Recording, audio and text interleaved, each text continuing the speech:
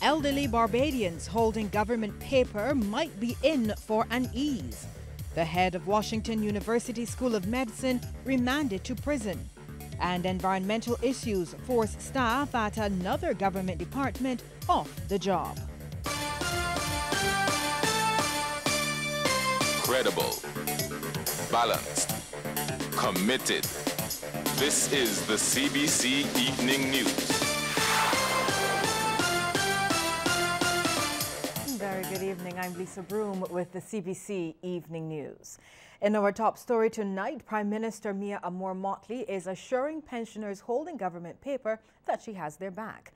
Addressing a Christchurch South Branch meeting at St. Christopher Primary School late last night, Ms. Motley said a new debt instrument will be issued to people who accepted the terms of government's debt restructuring program, and special plans are being put in place for elderly people among that group. We accept that especially for persons who are 75 or 80 or 85, that they can't live and see easily. That they can live, but they can't see easily that they're going to live another 15 years. And therefore, what we will do is to work over the next few weeks to see how those persons who are particularly in that position, that elderly age, who need cash in the short term, can be assisted, while those who don't need cash in the short term but are happy to get it in the medium term can hold the instruments. Ms. Motley says legally nothing could be done while the exchange offer was on the table, but now it's closed. Government has more flexibility to help this sector. She says the next few days will be used to firm up that plan. Meantime, Prime Minister Motley has also been commenting on the recent shootings across the island. She says crime has no place in Barbados. There have been 5 shootings in the last 2 weeks. 1 person was killed and a few were injured in those events. One of the shootings occurred on Swan Street in the city at one of the busiest times of the day. And Prime Minister Mia Motley says it's simply too much. She says she fears hurricanes, earthquakes and automatic guns. And while she's not afraid to ask for help in dealing with those issues, Barbados is too good a place for thug-like behavior. We don't have the ability to stop a hurricane, but we have the ability to prepare for a hurricane. We don't have the ability to even prepare that easily for an earthquake, and we now learn that we're in the zone, but we have the ability to build and to mitigate against the consequences of an earthquake. And we have the ability to train our young people, talk with our young people, talk with our older people, those who believe that guns are tools of trade, to understand that not both here. The Prime Minister says a major problem is that people are no longer able to communicate when they have an issue.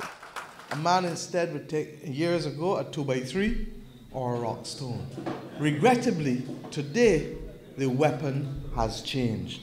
And while you could recover from a 2x3 or a rock stone, perhaps easier, or even a knife, the ability to recover from an automatic gun, shoot enough bullets at one time, is much slimmer.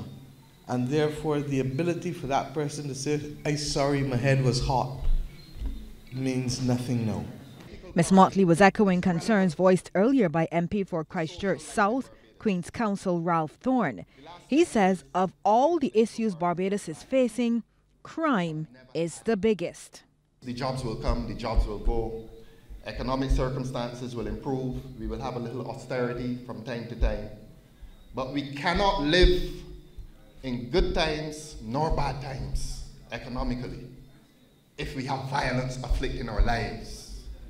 And this country has too much violence. Now, earlier in the meeting, members voted for the branch executive, and Mr. Thorne was presented with a special token of appreciation.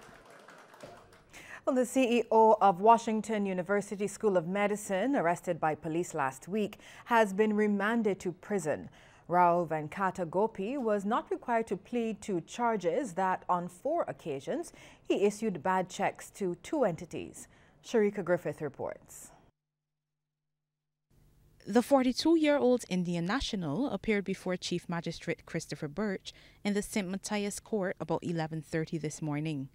The charges are that he evaded liability at Casa Grande Inc., where the university is located, by issuing 3 dishonored checks totaling Barbados $210,000. He was further charged with 1 count of evading liability at Furniture Limited Inc., trading as Builders Value Mart, by issuing a dishonored check totaling $30,000. Wearing a navy blue shirt, tan pants, and matching shoes, he stood quietly in the dock while Magistrate Birch read the charges. Prosecutor Station Sergeant Peter Barrow objected to bail based on the seriousness of the charges, the contention that some level of deception was allegedly involved, and that he's a non-national and may not turn up for court. However, attorney for Mr. Gopi, Queen's Counsel Roger Ford, dismissed all but the non-national argument. He suggested that stringent bail conditions could be imposed, as he noted that his client had already surrendered his passport.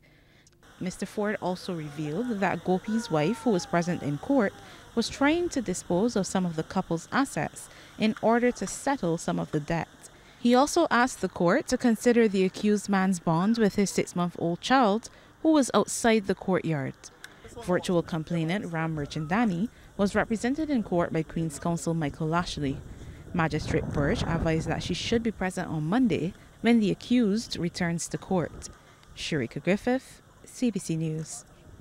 Well, traffic along the ABC highway had to be diverted this afternoon after a vehicle involved in a crash overturned. According to an onlooker, the 2-car smash-up near the Briar Hall Junction happened about 12:30. When CBC arrived, ambulance personnel were already on the scene attending to the driver of the white car. Well, traffic had been reduced to 1 lane as a result of the accident, but police arrived cordoning off the area and diverting traffic. For decades, tourism has been largely referred to as the bread and butter of Barbados' economy. And while this is arguably true on the national level, officials are focusing on including and improving tourism at the community level. Well, CBC's Shane Jones reports on the community tourism experience launched in Holders Hill over the weekend. The mission of the Community Tourism Experience is to foster, develop and promote a sustainable tourism product in the Greater Holders Hill communities. And Tourism Minister Carrie Simmons headlined a team that included Representative for St. James South Sandra Husbands on a decentralized tour that visited the Desmond Haynes Sports Complex, Palm Villa, Marshall's Bar and former residence of the late Joseph Niles, among many others. The experience is a project undertaken by the BTPA and the Barbados Tourism Community Network, and Minister Simmons says it is just the beginning, with Holders Hill being the pilot to be replicated in communities across the island. He stressed tourism must be diversified. Barbados' tourism must now start to look like and reflect the thinking of the people of Barbados in their majority. And that means that we have to increase the amount of persons in the communities of Barbados who are stakeholders in Barbados' tourism product. Barbados' tourism product is not just a 5-star or 3-star or any kind of star hotel or expensive restaurants and so on. It is really and truly about the culture of the people of Barbados. It is the rum shops where we drink, it is the communities where we lime, it is the way in which we dance, the foods that we prepare, the beverages that we drink, and basically our way of life. The area is known to have produced many Barbadian and West Indian cricketers, and Minister Simmons says the project will be a total community experience. Residents will be able to participate by way of preparing food and beverages to share with visitors, by way of providing cultural displays to share with visitors. We have a couple of people who own horses in the community who we are hoping and we're fairly sure will be willing to participate on horseback tour. But above and beyond all of that, this will also be an opportunity for us to have a Cricketers' Walk of Fame where we can recognize the contribution made by some of the legends who have put Barbados on the map. Representative for the area, Sandra Husband, says her constituency is one to be proud of. we are always fascinated with how rich and intense the talent is. So for me, I'm really excited about the tourism project that's going to take off here, because it's going to allow us to embrace all the talent that is available to us. The experience is based in Holders Hill, but also encompasses Haynesville, Hoyts and Halls Village. Shane Jones, CBC News. Barbadians are no longer required to produce evidence of address when registering a vehicle or renewing a driver's license. Word of this from the Ministry of Transport, Works and Maintenance. Now, the decision follows a wider discussion on proof of identity by the Cabinet of Barbados. Environmental issues have forced staff of another government department off the job. This time, it's the Barbados Statistical Service. Scores of them gathered outside the Baobab office this morning, complaining about an order which has persisted over the past year. NUPW shop steward Kimberly Agard says the relevant authorities were notified about the situation and they conducted investigations in the past, but the scent lingers. It was reduced from twice a day, every day. Now we experience it guaranteed every Monday morning between 9:30 and 10 o'clock, or between 1:30 and 2 o'clock we get the smell. This morning, some staff members being in the office for only about half an hour, we had a colleague of ours, she collapsed. Some other colleagues sought medical attention because they were feeling faint, dizzy head, runny eyes, swelling of eyes, hoarse voices, burning in the face. So a lot of respiratory issues we experienced. 3 past students of the Christchurch Foundation are the latest recipients of the school's Old Scholars Scholarship Fund. The announcement was made this morning during assembly, and Shane Jones was there. Kayla Holford-Smith, Frederick Eastman, and Laurel Curtin were all smiles as they collected their checks from the first recipient of the scholarship, Joshua Wiggins.